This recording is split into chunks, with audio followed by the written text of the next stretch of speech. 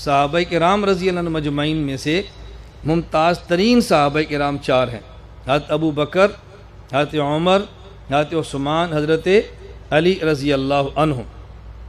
صحابہ سارے مبارک ہیں، ہم مانتے ہیں ان کو، ہم مانتے ہیں، ہمارا ایمان ہے صحابہ کرام رضی اللہ عنہم مجمعین۔ صحابہ کرام کے بعد جو قرآن کریم اور احادیث کو سمجھنے والے، اب سمجھیں گے وہی نا جو قرآن کریم پڑھیں گے اور حدیث پڑھیں گے۔ یہ تو نہیں ہو سکتا کہ حدیث سمجھتے تو ہیں لیکن ان کے پاس حدیث ہے ہی نہیں، قرآن سمجھتے ہیں لیکن قرآن ان کے پاس ہے ہی نہیں، یہ کیسے ہو سکتا ہے؟ یہ بات میں کیوں سمجھا رہا ہوں؟ صحابہ کرام کے بعد قرآن کریم اور احادیث کو سمجھنے والا طبقہ وہ فقہا کا ہے، اور ان فقہا میں اہم ترین فقہا اور بلند ترین فقہا اور معتمد ترین فقہا، لائق ترین فقہا وہ 4 ہیں۔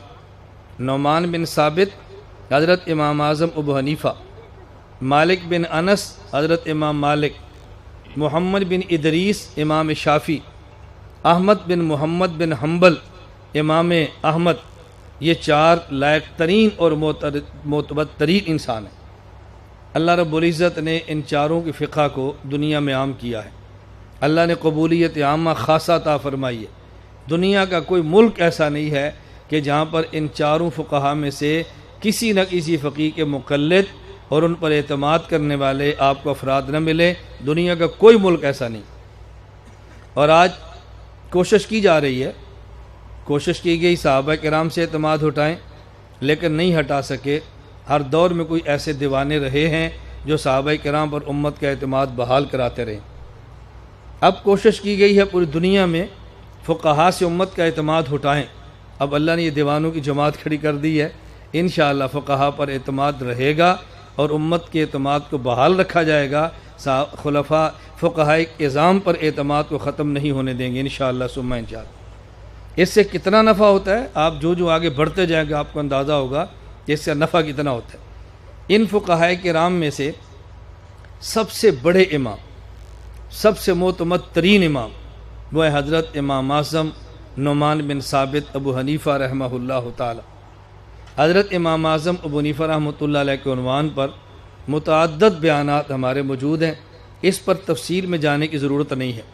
میں نے صرف 1-2 بات عرض کرنی ہے جو عام طور پر شاید کتب میں نہ ہو، یا عام طور پر عام کتابوں میں نہ ہو، یا عام طور پہ آپ نے نہ سنا ہو، میں وہ 1-2 باتیں عرض کروں گا۔ حضرت امام اعظم ابو حنیفہ رحمہ اللہ تعالی 150 ہجری میں دنیا سے گئے ہیں۔ حضرت امام مالک رحمۃ اللہ علیہ 179 ہجری میں دنیا سے گئے ہیں۔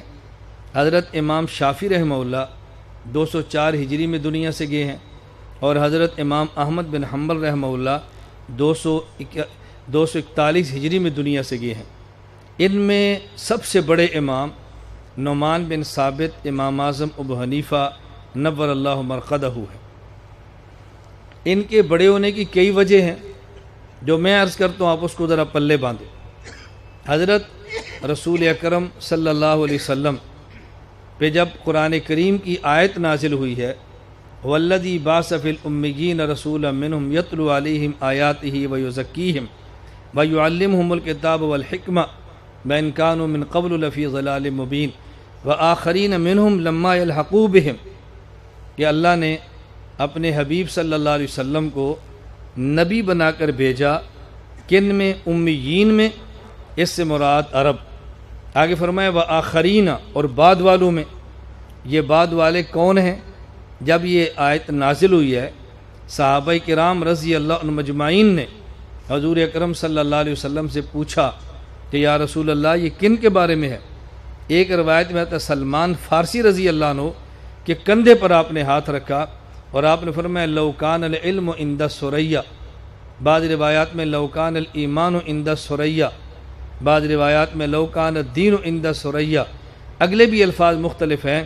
لنالہ رجل من اہل فارس، رجال من اہل فارس۔ اللہ کے رسول صلی اللہ علیہ وسلم فرمایا اگر علم، اگر دین اور اگر ایمان یہ ثریہ ستارے پر بھی پہنچ جائے تو اللہ فارس میں سے ایسا فرد پیدا کرے گا جو وہاں سے جا کر علم لے گا، وہاں سے لے کر دین لے گا اور وہاں جا کر ایمان لے گا۔ محدثین فرماتے ہیں کہ اس کا بہترین مصداق بلکہ حضرت امام سیوطی رحمۃ اللہ علیہ جو حضرت امام شافعی کے مقلد ہیں، شافعی المسلک ہونے کے باوجود فرماتے ہیں کہ اس میں کوئی شک کی بات نہیں ہے کہ اس حدیث پاک کا مصداق امام اعظم ابو حنیفہ نعمان بن ثابت رحمہ اللہ تعالی ہے۔ اب اس کی وجہ لوگ بیان کرتے ہیں، میں نے اس کی جو وجہ میں بیان کرنے لگا ہوں اس کو آپ توجہ سمجھو۔ اللہ کے نبی صلی اللہ علیہ وسلم کی ایک دوسری حدیث وہ بھی پڑھیں اور اس حدیث کو پڑھیں، پھر دونوں کو ملا کر نتیجہ نکالیں۔ حضور اکرم صلی اللہ علیہ وسلم فرمایا اصحابی کالنجوم فبأی مقتدیتم مہتدیتم، میرے تمام صحابہ ستارے ہیں، ان میں سے جس کی اقتداء کرو گے تم کامیاب ہو جاؤ گے۔ اللہ کے نبی صلی اللہ علیہ وسلم نے اپنے صحابہ کرام کو نجوم اور ستارے فرمایا، اور اس حدیث میں کیا ہے؟ لو کان الایمان لو کان العلم عند الثریا، اگر علم اور ایمان ثریا ستارے پر ہو تو فارسی آدمی آئے گا جو وہاں سے علم اور ایمان لے گا۔ نجوم نجمن کی جمع ہے، عام ستاروں کو کہتے ہیں، اور ثریا عام ستارہ نہیں، خاص ستارے کا نام ہے۔ تو اللہ کے نبی صلی اللہ علیہ وسلم کے صحابہ ستارے ہیں، ثریا خاص ستارہ ہے۔ ایسا کون شخص ہے کہ جس نے ان خاص ستاروں سے علم حاصل کیا ہے؟ ان چار فقہا میں دیکھا جائے تو تنہا امام اعظم ابو حنیفہ نعمان بن ثابت ہیں، جن نے ایک ستارہ انس بن مالک اس سے پڑھا ہے، ایک ستارہ حضرت عبداللہ بن ابی اوفا ان سے پڑھا ہے، یہ عبداللہ بن انیس ان سے پڑھا ہے، واصلہ بن اسقا ان سے پڑھا ہے۔ حضرت امام ابو حنیفہ رحمۃ اللہ علیہ وہ ہیں کہ جو علم اور ایمان کو لینے کے لیے ستاروں تک پہنچے ہیں، اور پیغمبر کے صحابہ کرام ستارے ہیں، اس لیے ہم کہتے ہیں نجوم ہدایت سے براہ راست علم لینے والا اور دین سمجھنے والا وہ تنہا ابو حنیفہ نعمان بن ثابت رحمہ اللہ تھا، اور لیا وہاں سے۔ اس کے علاوہ اب علم اور دین کہاں سے لیں گے؟ حضرت امام نے وہاں سے لیا ہے۔ حضرت امام اعظم ابو حنیفہ رحمہ اللہ تعالی، ان کی چونکہ کنیت ہے ابو حنیفہ ان کی کنیت ہے۔ حنیفہ امام صاحب کی بیٹی کا نام نہیں ہے، حنیفہ کا معنی ہے ملت حنیفہ، اب ان کا معنی ہے والا۔ میں اس پر پوری بات اس لیے نہیں کر رہا کہ آپ نے کئی بیانات میں بات سن چکے ہیں۔ ابو حنیفہ کا معنی ہے ایسی ملت، ایسی شریعت، ایسے دین والا کہ جس میں باطل کا کوئی شبہ نہ ہو۔ اور حضرت امام ابو حنیفہ رحمۃ اللہ علیہ نے جب بھی عقلی اور جب بھی نقلی شبہات ہماری شریعت پر آئے ہیں تو ان کا جواب امام ابو حنیفہ رحمۃ اللہ علیہ نے دیا ہے۔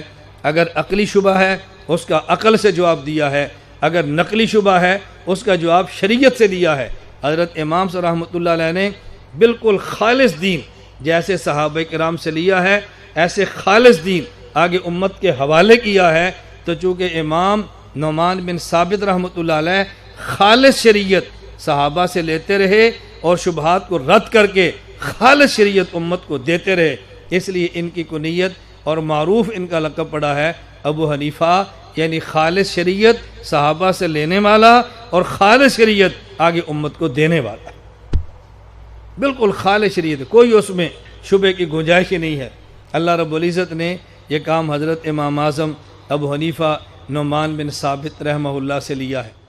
لا الہ الا اللہ، لا الہ الا اللہ، لا الہ الا اللہ، ما لنا رب سواه۔